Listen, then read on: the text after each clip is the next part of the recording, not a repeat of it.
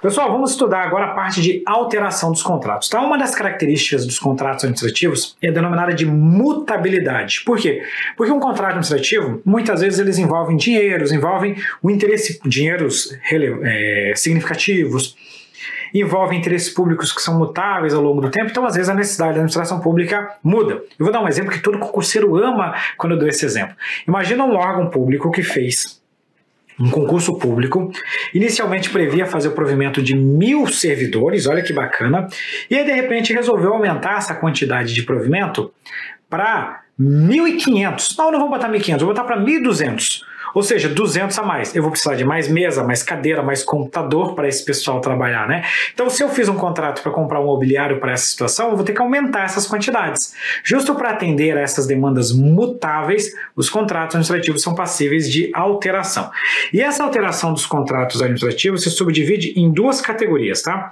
Nós temos a alteração unilateral dos contratos administrativos, lembrando que essa alteração unilateral constitui uma cláusula exorbitante, porque é uma prerrogativa da administração pública. O contratado não pode fazer isso, só a administração pública.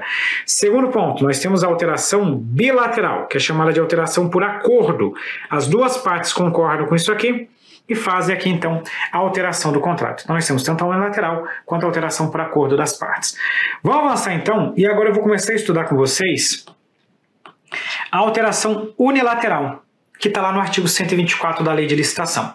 O artigo 124 fala para a gente o seguinte: os contratos regidos por esta lei poderão ser alterados com as devidas justificativas nos seguintes casos. E nós vamos ter a primeira hipótese de alteração, que é a alteração unilateral, que é essa primeira hipótese que nós estamos estudando. A alteração unilateral se subdivide em duas categorias. Nós temos a alteração qualitativa e quantitativa. Na qualitativa, eu altero o projeto ou as especificações para melhor atender ao interesse público. Está lá na letra A. Você pode fazer uma alteração quando houver modificação do projeto das especificações para melhor adequação técnica aos seus objetivos. Por exemplo, imagina um projeto de uma escola que demorou bastante para sair do papel. Muito tempo para sair do papel. E aí, de repente, chega uma nova gestão, consegue um convênio lá com a União e tal, e resolve tocar esse projeto para frente. Quando eles começam a executar, eles começam a perceber: nossa, mas esse projeto está um pouquinho defasado, não tem uma rampa de acesso, o banheiro não atende às condições de acessibilidade. Calma aí, vamos dar uma alterada nesse negócio, porque essa escola, da forma como está, não vai atender exatamente como precisa atender a população. Você altera o projeto para melhor atender aos seus objetivos. Segunda forma de alteração. A alteração por meio de alteração do valor contratual, em decorrência de acréscimo ou diminuição do quantitativo. Então, essa segunda hipótese de alteração é denominada de alteração quantitativa. É o exemplo que eu passei para vocês logo no comecinho da aula. Você foi fazer um concurso público para 1.000, depois vai contratar 1.200. Eu preciso de mais mobiliário, mais computador, então eu vou precisar de mais gente. Então, para isso, eu vou precisar de mais quantidade de... eu não estou falando do concurso público, tá? Porque o concurso público não é licitação. Estou falando que para atender essa nomeação maior, eu preciso de mais computadores e mais mobiliário. Então, o contrato para fornecer o computador ou o mobiliário, eu vou ter que aumentar as quantidades. Essa aqui é a lógica dessas duas hipóteses de alteração. Vamos começar a esquematizar isso aqui, tá? Então, aqui, nós estamos tratando da denominada alteração do contrato, que é a alteração unilateral. Alteração unilateral. Essa alteração unilateral aqui, ela tem que atender a determinados requisitos. Vamos puxar isso aqui para cá e vamos colocar aqui, tá? Alteração unilateral, lembrando, alteração unilateral é uma cláusula exorbitante que joga a favor da administração pública. Nós temos essencialmente duas formas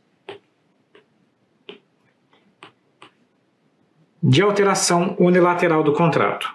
Quais são essas nossas duas formas de alteração unilateral? Nós temos a categoria da alteração qualitativa E o que você modifica nessa alteração qualitativa? A alteração qualitativa, essencialmente, você vai mexer no projeto. Vai mexer no projeto ou vai mexer ainda nas especificações. E essa mudança aqui é para que o empreendimento atenda melhor aos seus objetivos. Citei o exemplo lá da escola que não tinha uma rampa de acesso para atender as pessoas com deficiência. Então você altera o projeto para melhor atender ao seu objetivo, para melhor atender ao interesse público. A segunda forma de alteração é chamada de alteração quantitativa, tá? Na alteração quantitativa, você vai mexer no valor do contrato. E essa mexida do valor, ela decorre de acréscimos ou de supressões, né? Eu vou chamar assim de diminuições nos seus quantitativos. Você aumenta a quantidade, aumenta o valor. Você diminui a quantidade, você diminui o valor do contrato. Essas são as nossas formas de alteração do contrato administrativo. Pessoal, aqui tem um ponto bem interessante e que a nova lei de licitação deixou um pouquinho mais claro do que a antiga lei de licitação, que trata da parte dos limites. Dos limites para alteração do contrato. Aqui nessa parte dos limites, a gente tem que observar o seguinte, tá? Tem na doutrina gente que debate se esses limites seriam só para alteração qualitativa ou se só para quantitativa, ou se seriam para as duas hipóteses de alteração unilateral, tá? No meu ponto de vista, a nova lei de licitação deixou uma regra bem clara para a gente, indiscutível. Olha o comando que a lei fala para a gente. O artigo 125 fala assim, ó, nas alterações unilaterais, perceba que ela está no plural, ela está falando de nas alterações unilaterais. Ela avança ainda falando para a gente assim, ó, ao que se refere ao inciso 1 do caput do artigo 124.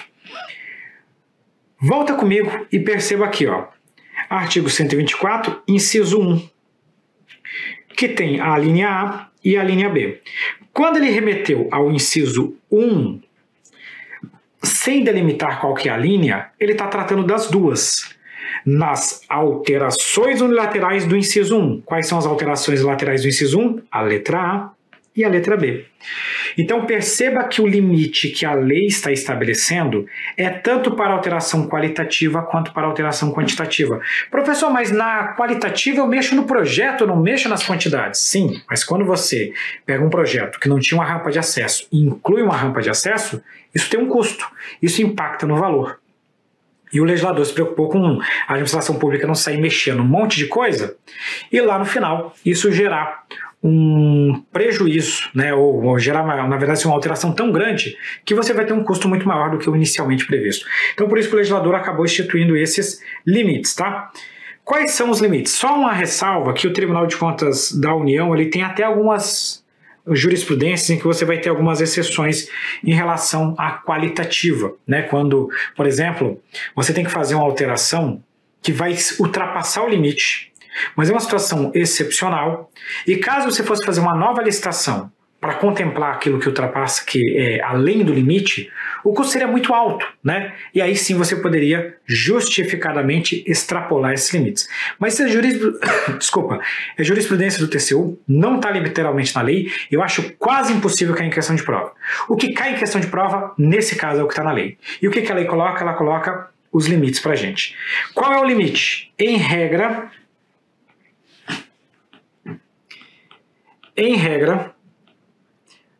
os limites para alterações são de até 25% do valor atualizado do contrato. Esse limite de 25%, ele vale tanto para os acréscimos, né, os aumentos, como também vale para as diminuições. Então, em regra, você pode promover uma alteração no valor contratual até o limite de 25%, tanto para acréscimos quanto para supressões. A lei de licitações, ela vai colocar um caso excepcional. Esse caso excepcional é o caso de reforma de edifício, por exemplo, a reforma de um prédio, ou ainda de equipamentos. Nessas hipóteses aqui, a lei de licitações colocou limites separados, tá? Quando você vai falar dos acréscimos, o aumento, então pode ser de até 50%. Quando você vai falar do decréscimo, você aplica a regra geral, que é de até 25%, tá? Então a lei de licitações coloca uma regra especial para os acréscimos, no caso de reforma de edifício ou de equipamento. Nesse caso, o acréscimo pode ser de até 50%. E a diminuição? A diminuição continua a regra geral, 25%. Perfeito? Só que o legislador ele se preocupou com uma questão interessante, que é o seguinte. Eu vou mexer nas especificações do meu objeto do contrato. A hora de mexer nas especificações, eu tinha um ônibus e esse ônibus não tinha aquele elevador para receber os cadeirantes. Aí a administração pública pega e fala o seguinte, não, calma aí, vamos alterar esse projeto desse ônibus para ele atender melhor os seus objetivos. Então, vai continuar sendo um ônibus, mas ele vai ter uma rampa de acesso. Pode isso? Pode. A administração pública fez uma licitação para um ônibus. Esse ônibus tinha que ter, por exemplo, uma configuração lá de 40 lugares. Aí eles perceberam que poderiam fazer a modificação dessa configuração. Ao invés de 40, serão 44 lugares. Pode isso? Pode. Agora, a administração pública fez uma licitação para a compra de um ônibus e pede para colocar 2 asas, botar uma turbina, tal. E quando a gente vai olhar para o ônibus virou um avião.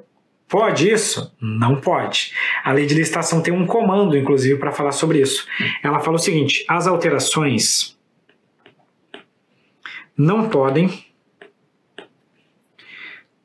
transfigurar o objeto do contrato. O que é transfigurar? Promover tanta alteração que o objeto deixa de ser aquilo que inicialmente ele era. Então você pode promover alterações, mas essas alterações não podem ser aquelas alterações bizarras ao ponto de você fez uma licitação para uma coisa e agora ele se tornou outra, porque daí seriam empresas diferentes, condições diferentes, e aí você vai ter que fazer uma nova licitação para esse tipo de caso. Então não pode, nenhuma das hipóteses, transfigurar o objeto da contratação.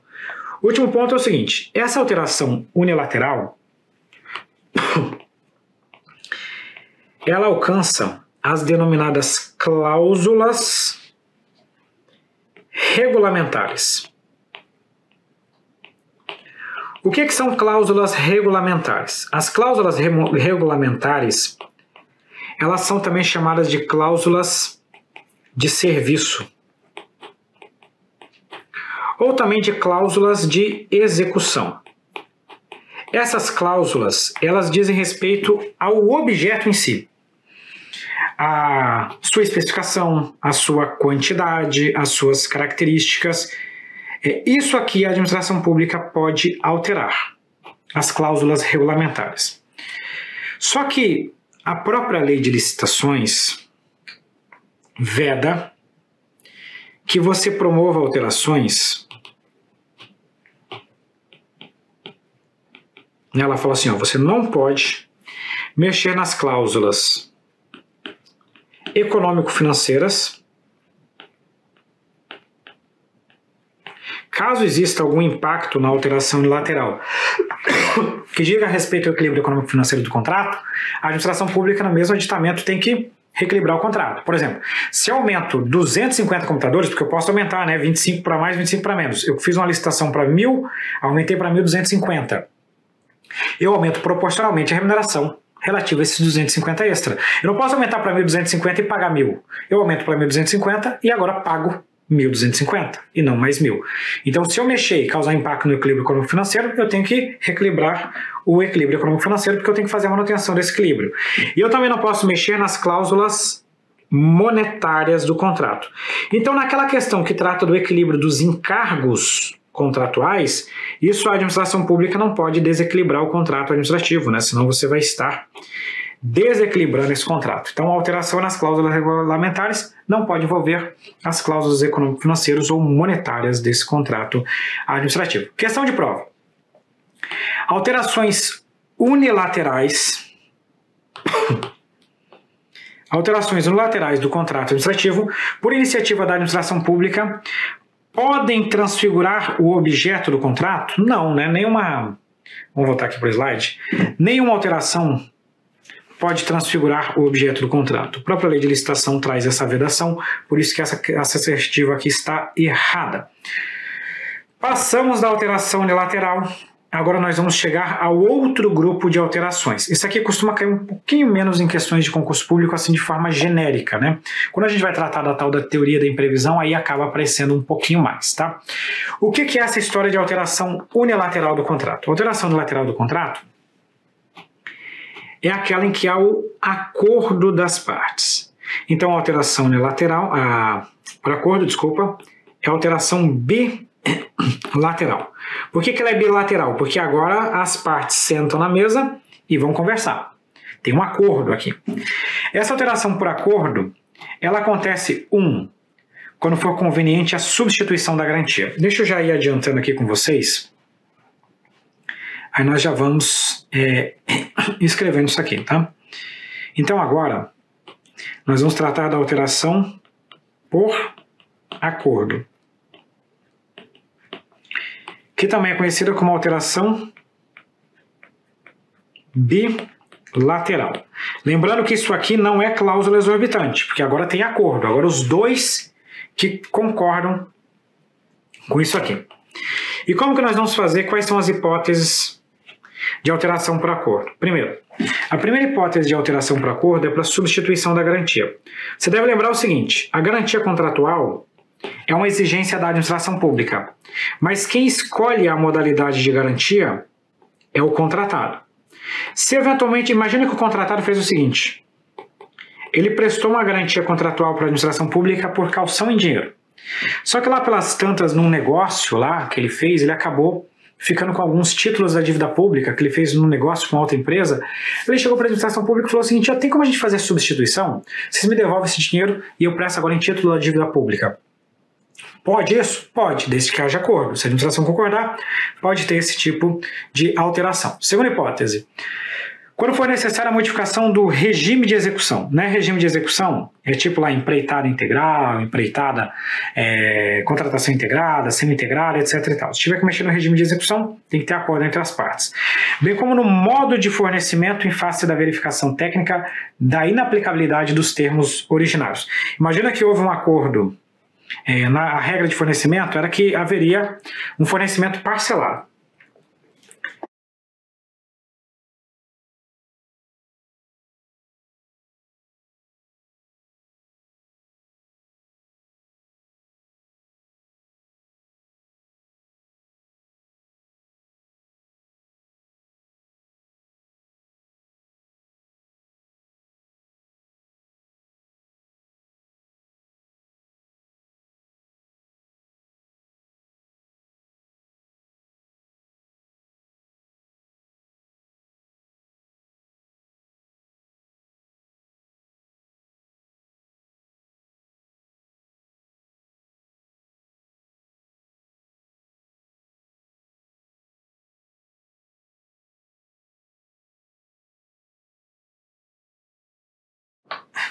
Ele travou, estava falando que a travada parece que foi meio estratégica, porque ela travou exatamente no momento que eu fui tomar água, mas aí já resolvemos, tá? Vamos continuar daqui da onde nós estamos. Roda a vinheta e vamos lá. Substituição do...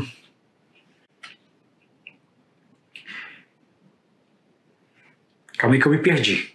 Mas vamos lá. Vamos lá, primeira forma de alteração, então aqui, ó. Volta para cá. Nós podemos ter alteração também, então, do regime de execução. Então, estava lá uma empreitada de uma forma, nós vamos alterar. Isso aqui somente vai ser possível quando demonstrar que é inaplicável os termos originários e, eventualmente, nós vamos alterar esse regime de execução, de uma empreitada para um outro sistema, eventualmente, de execução contratual. E também a gente pode ter uma alteração do modo de fornecimento. Imagina que foi acordado um modo de fornecimento de 15 em 15 dias, e aí a administração pública está percebendo que esse fornecimento de 15 em 15 dias está gerando muito produto estragado. Porque é um produto perecível. a administração pública percebe, ó, de 15 em 15 dias não está dando não. A gente vai ter que ter um fornecimento em quantidades menores, semanal, uma vez por semana, e aí vai ser melhor para a gente. É o modo de fornecimento, tem que ter um acordo aqui entre as partes para alterar esse regime. Outra regra que exige o acordo das partes. Tem que ter acordo das partes para tratar da alteração da forma de pagamento. Lembra? Cláusula monetária, aquelas coisas todas não podem ser alteradas de forma unilateral. Então, para alterar a forma de pagamento, em virtude de circunstâncias supervenientes, ou seja, circunstâncias novas, você deve manter o valor inicial atualizado e é vedada a antecipação de pagamento. Isso aqui, inclusive, a lei de licitações, como regra geral, não autoriza o pagamento antecipado. Tem até hipóteses excepcionais, mas essas hipóteses são bem caracterizadas. Então, genericamente falando, é vedada a antecipação de pagamento em relação ao cronograma financeiro fixado sem a correspondente contraprestação de fornecimento de bens ou execução de obra ou serviço.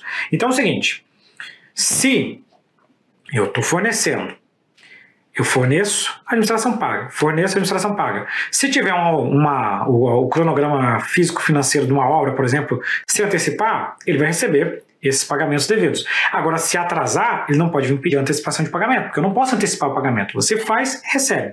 Executa, eu pago. Tá? E não pode ter, então, esse tipo de antecipação. Mas, por meio de acordo das partes, nós podemos, então, fazer uma alteração quanto à forma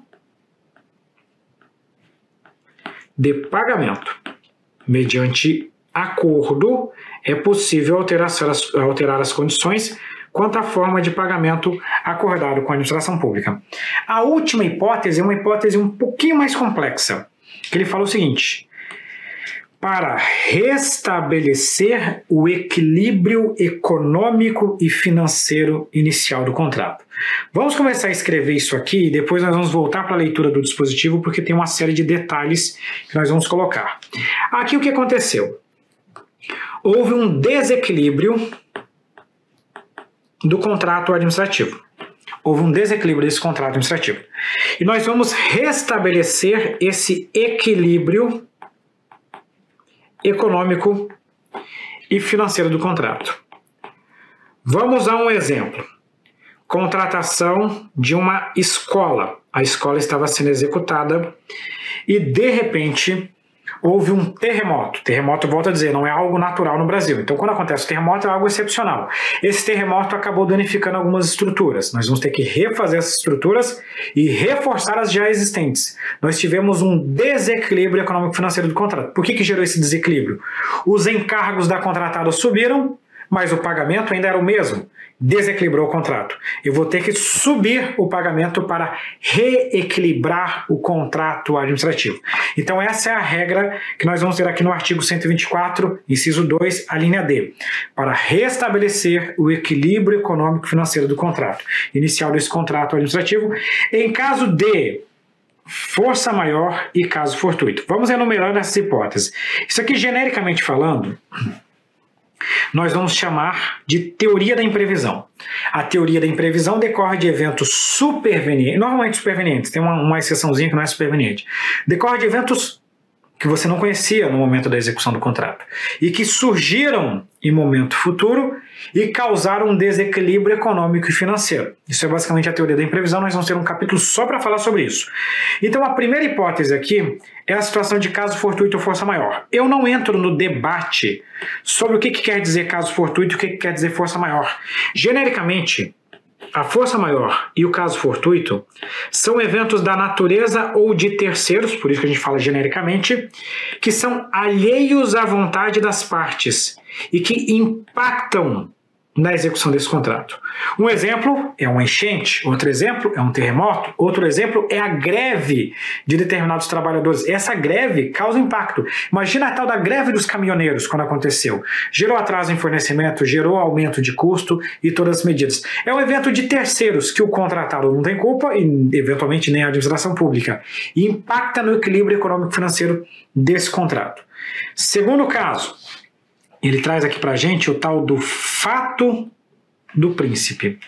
Fato do príncipe, por enquanto eu vou exemplificar para vocês de forma mais simples. Depois nós vamos estudar isso aqui em detalhes. Um exemplo clássico de fato do príncipe é aumento de tributo.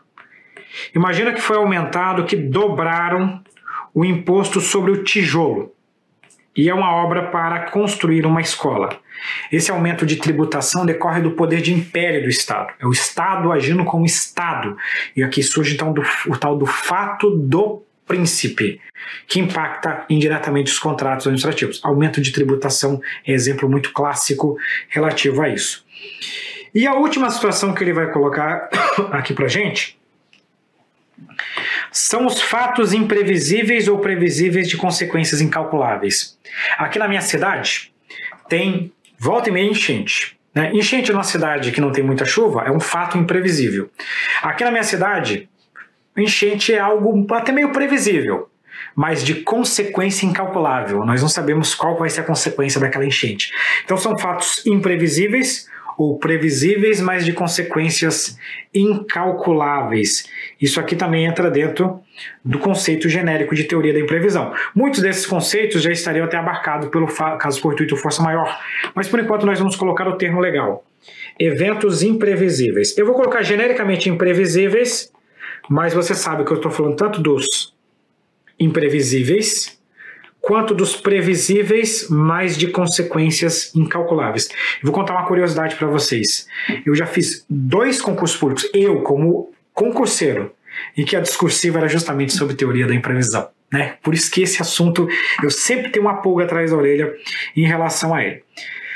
O que mudou na nova lei de licitação em relação à antiga lei de licitação? A nova lei de licitação, ela colocou uma regrinha pra gente, que é a repartição objetiva dos riscos. O que isso aqui quer dizer? Dentro dos contratos administrativos, nós podemos ter uma matriz de alocação de riscos. E essa matriz de alocação de riscos, ela vai pegar e vai dizer pra gente o seguinte, olha, se tal evento acontecer, quem vai arcar com o prejuízo disso vai ser o contratado. Se outro evento acontecer, quem vai arcar com esse prejuízo vai ser a administração pública. Ou seja, não fica tudo sob encargo da administração pública. Alguns riscos já devem ser considerados na própria proposta do contratado. Ele sabe que pode acontecer determinado evento danoso, então ele tem que se precaver para esse evento danoso. Vou pegar mais um exemplo para vocês. Eu falei que aqui na minha cidade sempre tem chuva forte que causa enchente. Poderia ter um contrato que falava o seguinte, o prazo para a conclusão da obra é de 6 meses. Se houver uma chuva durante tantos dias desses 6 meses, se vira 6 meses. Nós já estamos considerando esse risco na formulação do contrato. Então, se chover até tantos dias, a culpa é do contratado. A culpa não, quero dizer, a consequência, o prejuízo é dele. Ele que vai ter que contratar mais gente, ele vai ter que colocar gente no final de semana, ele que deu os seus pulos. Se a chuva ultrapassar tantos dias, esse prazo que ultrapassar tantos dias, a administração pública vai arcar. Então, para que o contrato saia no prazo de 6 meses, eu vou pagar as horas extras e o trabalho no final de semana para cobrir esse atraso. Houve uma repartição objetiva de riscos, conforme definido na matriz de alocação de riscos, que pode ser elaborada quando for o caso. Beleza, vamos resolver uma questão. Essa questão diz para a gente o seguinte.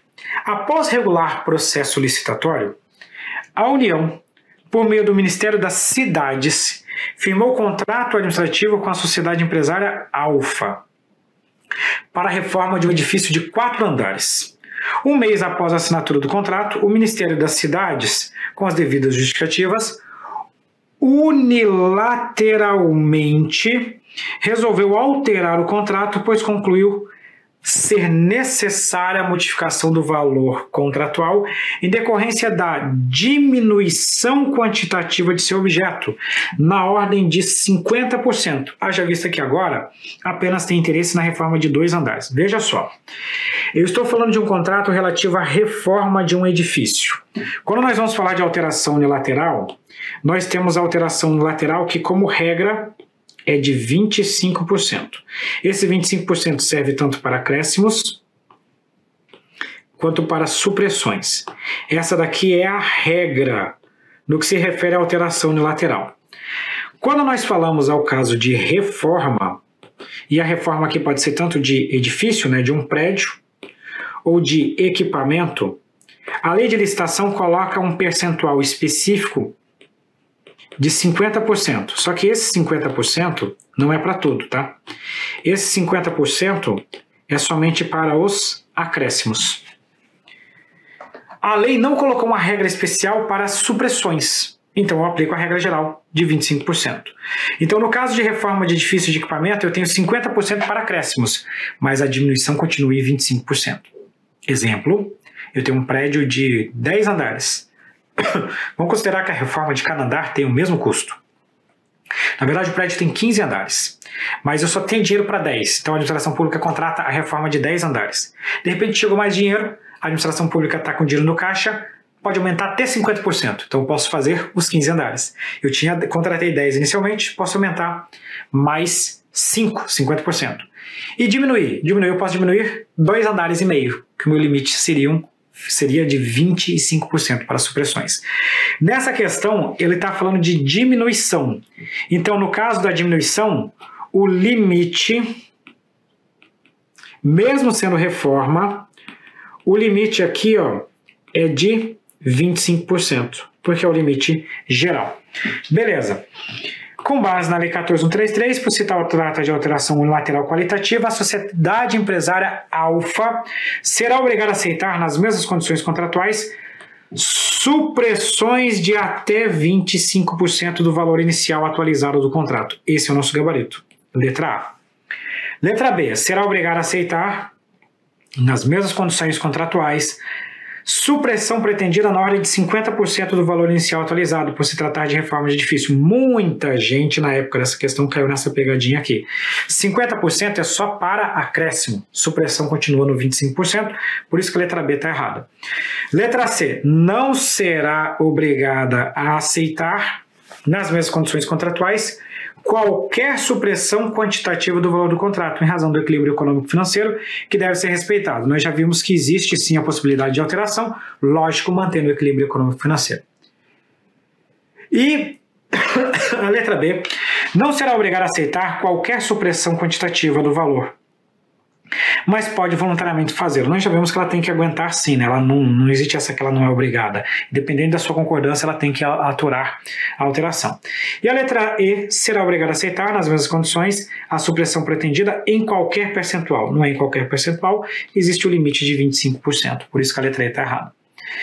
Outra questão, a modificação do regime de execução da obra para melhor adequação técnica constitui hipótese de alteração unilateral do contrato. Pessoal, regime de execução não pode alterar unilateralmente. Regime de execução somente mediante acordo das partes. Por isso que essa questão aqui está errada, porque regime de execução depende de acordo.